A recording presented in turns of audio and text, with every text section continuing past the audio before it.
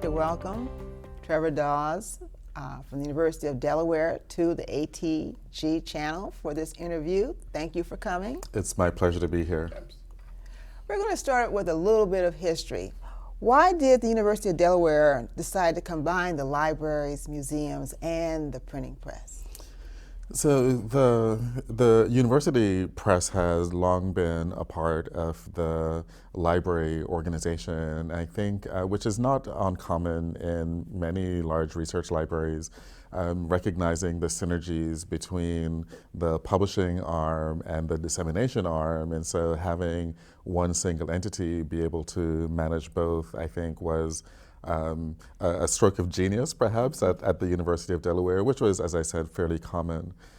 Our now former provost, Domenico Grasso, who hired me at the University of Delaware in 2016, in the year prior, when my predecessor retired, Domenico saw the really strong connections between the libraries and museums in terms of serving as primary source material for teaching and research. He saw the ways in which we could interact with the teaching, learning, research service mission of the university, that we're both about exhibitions and outreach and both about community engagement. And so in advertising the position, then decided to, or before advertising the position, decided to merge the two organizations to create what is now the Unified Library, Museums, and Press. You mentioned community engagement. Yeah. What sorts of things do you do on a regular basis with the community? Sure. So I'll give two examples, although these are certainly not the only examples that I could share. But we've done two projects recently. One with a largely African American community that has all but been erased from the Newark, Delaware area, but there are still many people who are of an older generation who are from that community whose history was about to be lost. And so working with an academic department on campus and with the local chapter of the NAACP, we worked with that community to help them preserve their history, to preserve their artifacts. So we had a day, it was a Saturday, we invited the members of the community to an event which was at the local high school. We took some scanners and other equipment there and invited the community members to bring their artifacts that they wanted to have digitized, and we make those accessible through our institutional repository. In a similar way, we've worked with a local library, the Route 9 Library, which is, as the name suggests, also in a predominantly African American community in Newcastle, Delaware, and they wanted to also, that library wanted to help their community do something similar. And so in this case, we did not only a digitization project, but we also conducted oral histories, and so helped those community members really tell their stories using StoryCorps. So those stories are now being archived both at the Library of Congress and also at the University of Delaware. And these are just two examples of the kinds of community engagement in which we're involved. When you took the leadership position as vice provost of the three divisions, libraries, museums, and the press, was there an organizational model that you could look to for guidance, or did you have to reinvent this whole, or invent this whole organizational structure for yourself, envision it for yourself? Sure. So the library and press piece, there were certainly many models that I could turn to, and one of my colleagues, John Cawthorn, who was at the time at West Virginia University, where he also had the press, is someone that I reached out to get some advice on managing the press operations. There are also a few entities, a few institutions that have the museums as part of that, or the same organizational structure of the library. Johns Hopkins is one, for example, and so I reached out to our colleague there, Winston Tabb.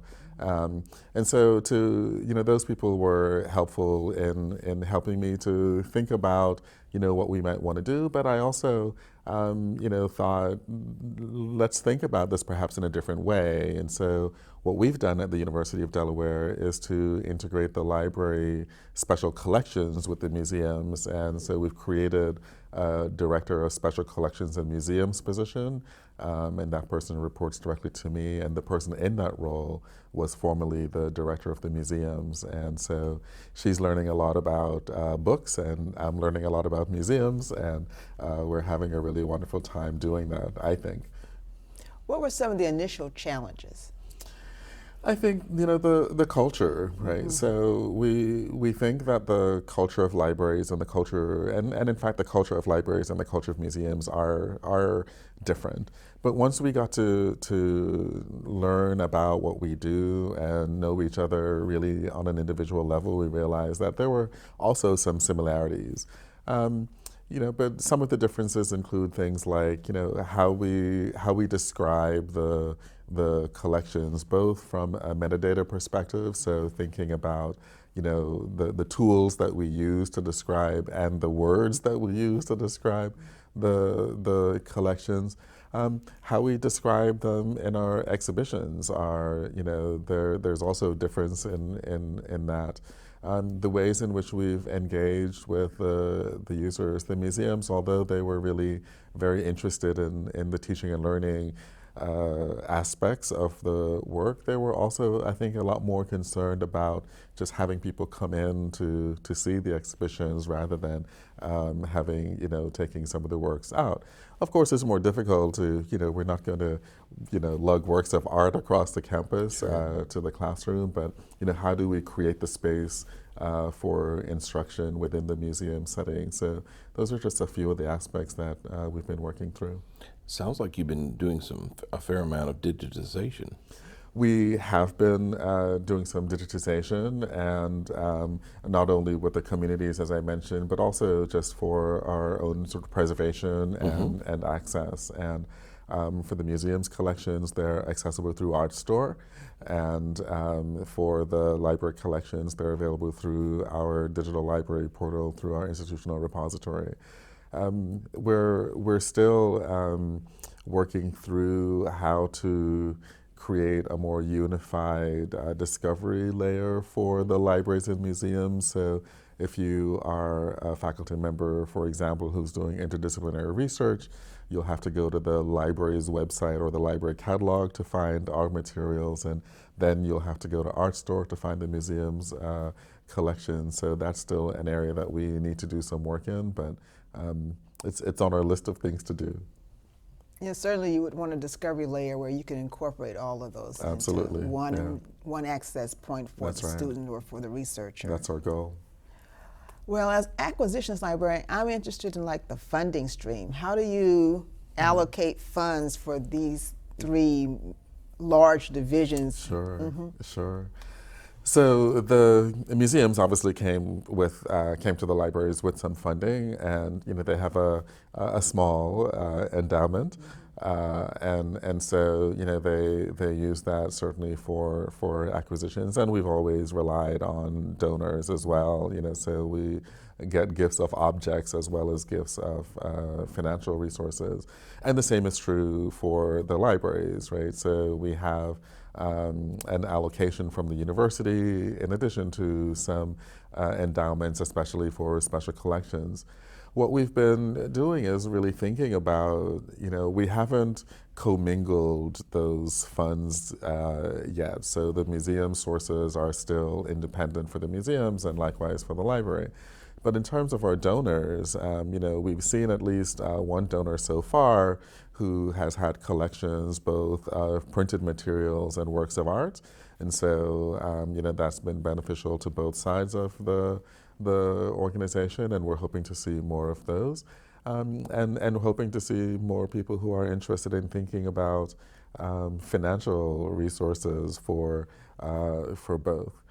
The press is, sort of they would hate me saying this, but they're sort of the stepchild of the organization. Our press is a one-person operation, and we do mostly work on the editorial and all the production work. We outsource that to the University of Virginia Press, which is a new relationship for us.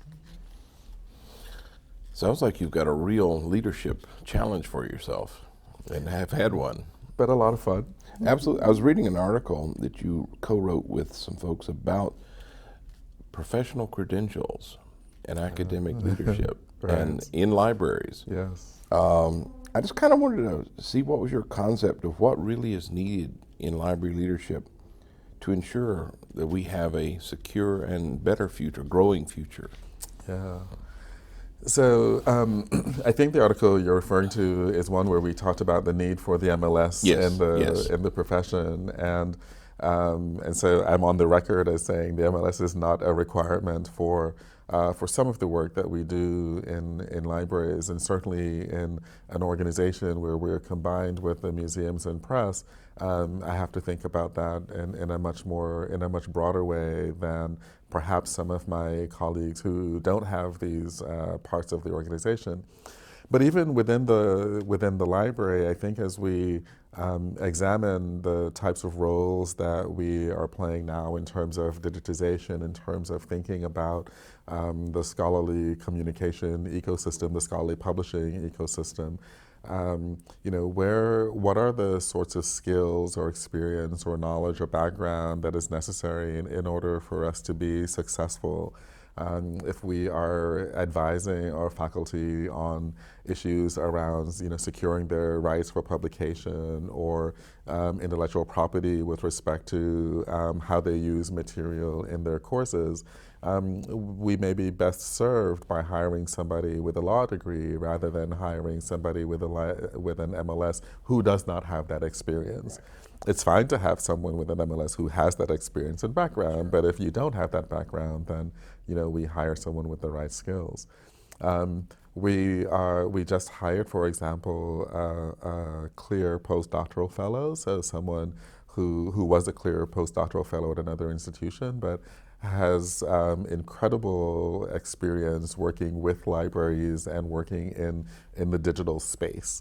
And so, this person is now one of our digital scholarship librarians, so who brings a wealth of experience in scholarly research, in digitization, and understanding the ways in which faculty want to integrate digital scholarship, digital works in their scholarship. And so, I think thinking more broadly about the types of skills, the types of experience, the type of education that is necessary is going to lead us to be more successful, because we're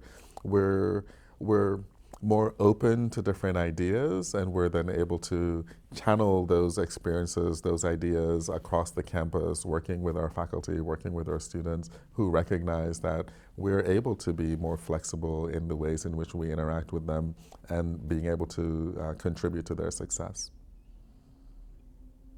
Do you have collaborative spaces and staffings between the museums and the libraries? Collaborative spaces, I think we don't have, I wouldn't say there's sort of dedicated collaborative space, but certainly we work together. The preparator for the museums, for example, was able to help our staff in special collections sort of rethink the ways in which we do our exhibitions. Mm-hmm. So, maybe that's the wrong type of molding on the walls, or you shouldn't have your walls in this color because, or here's some better ideas for lighting, for example. We are about to advertise our first joint position, a visual literacy librarian that'll be shared between our reference and instruction department and the museums.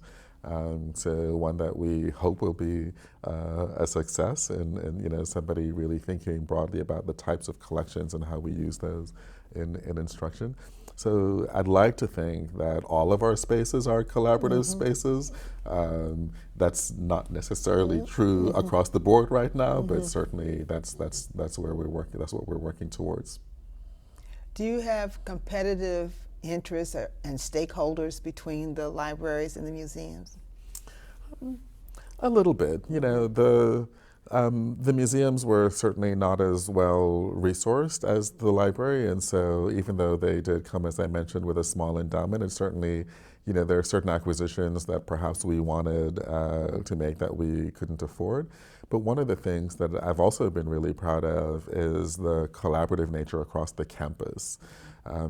Although this was for a special collections acquisition, there were some artifacts that we wanted to acquire that even in the library we were not able to fully secure on our own, and so we worked with the College of Arts and Sciences, the dean, actually now former dean there, and he was very willing to contribute 50% of the total cost of that acquisition. And so I would see the same thing happening with the museums. If it's a collection or a work that we see benefit for a particular college at the university, we'd work with that college, and hopefully they would see the benefit as well and help us with the acquisition.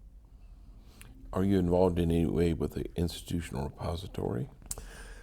We do have an institutional repository. We're using DSpace at the moment, and this is not to suggest that we're not going to be using DSpace in the future, but we do use DSpace for our institutional repository. We have also, in 2015, so just before I arrived, the Faculty Senate voted on in support of an open access resolution, and the policy that went into effect gives the library exclusive rights to deposit all works by the faculty with or without the faculty members' consent, but this was a Faculty Senate resolution, so we're still working with the faculty on getting their consent before we put material in the repository, but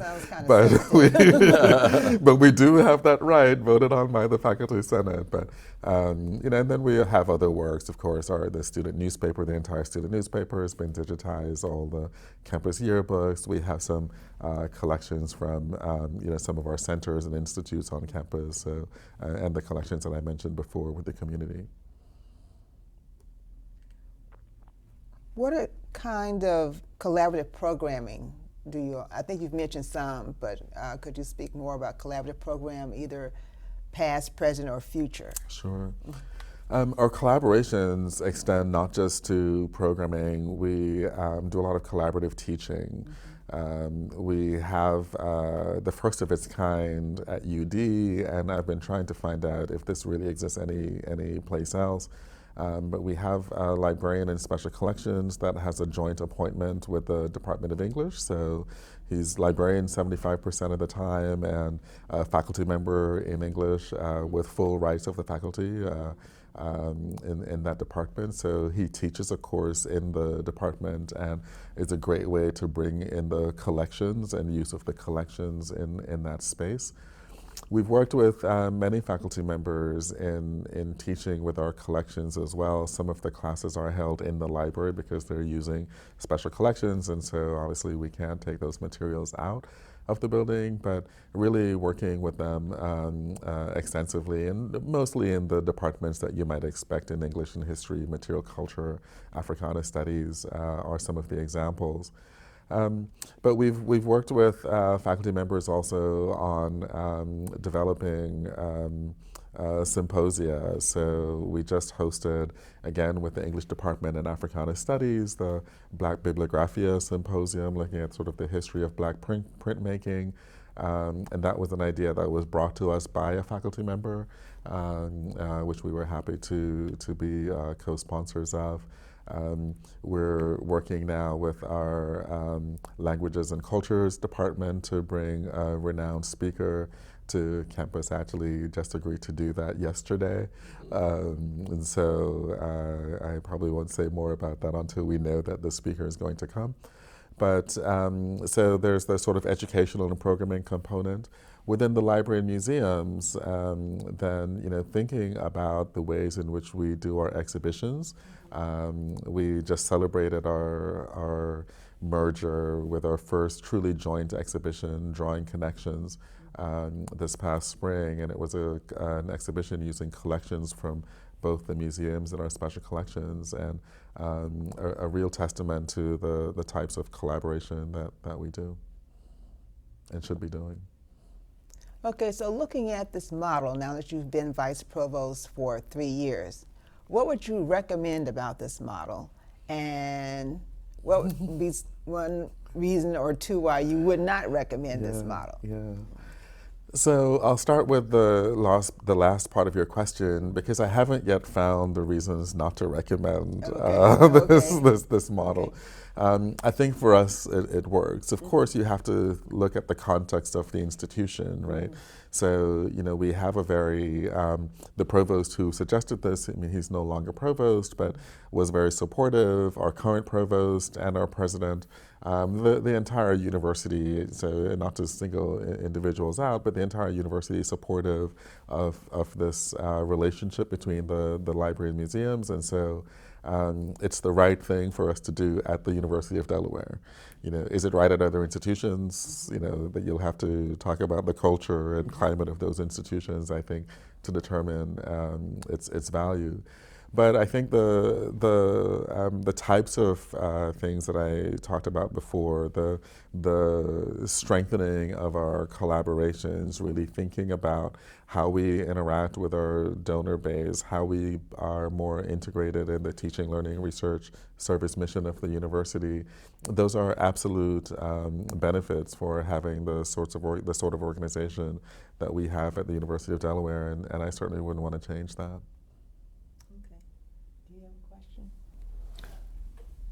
No. Okay.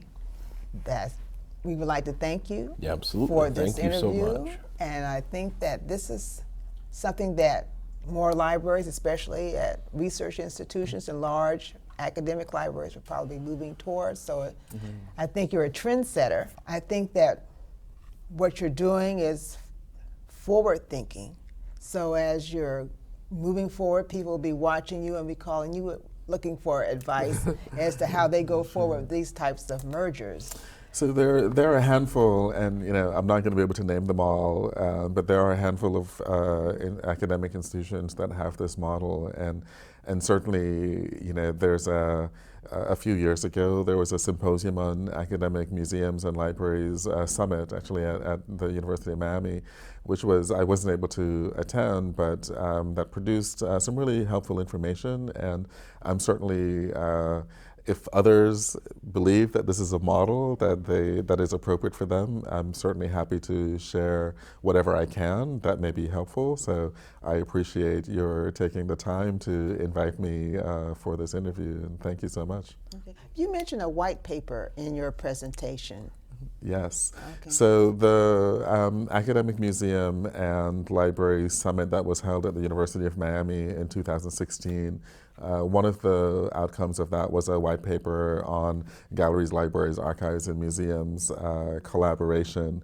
I'm not going to remember the title of the white paper now, but it's easy to find. If we're librarians, we can find it. Doing research on glams and lambs, it will come up. Yeah, I'd not heard that term before this morning. Yeah. Okay. Thank you very much. Thank you. My pleasure.